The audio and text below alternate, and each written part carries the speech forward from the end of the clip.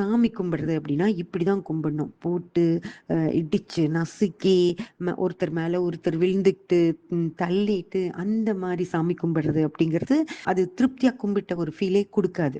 கோயிலுக்கு போயிட்டு வந்ததே ஏதோ பெரிய கஷ்டப்பட்ட மாதிரி இருக்கும்.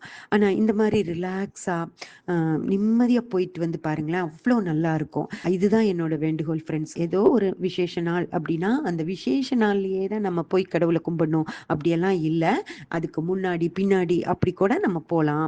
இல்ல அந்த அந்த கணக்கே வைக்க வேண்டாம். எப்போ கோயிலுக்கு நாள் வெள்ளிக்கிழமை போவோம், இல்ல ஒரு செவ்வாய்க்கிழமை போய் ஏதோ ஒரு கடவுளுக்கு ஒரு நாள் வச்சிருப்போம் இல்லைங்களா, அந்த மாதிரி போற மாதிரி நமக்கு எப்ப நேரம் கிடைக்குதோ அந்த நேரத்துல போய் கடவுளை கும்பிட்டு வர்றது. அதுவும் இந்த மாதிரி கொஞ்சம் எந்த நாள் கிழமையெல்லாம் பார்த்து கூட்டம் இல்லாத நாளா போய் ரிலாக்ஸா உட்கார்ந்து நிம்மதியா அவரை நினைச்சு நம்ம மனசுல இருக்கிறதையும் அவர்கிட்ட சொல்லி அந்த அவரும் நம்ம கூட பேசுற மாதிரி இருக்கும். அதெல்லாம் பார்த்துட்டு வர்றதுதான் கடவுளை கும்பிடுறது அப்படின்னு சொல்றது ஃப்ரெண்ட்ஸ்.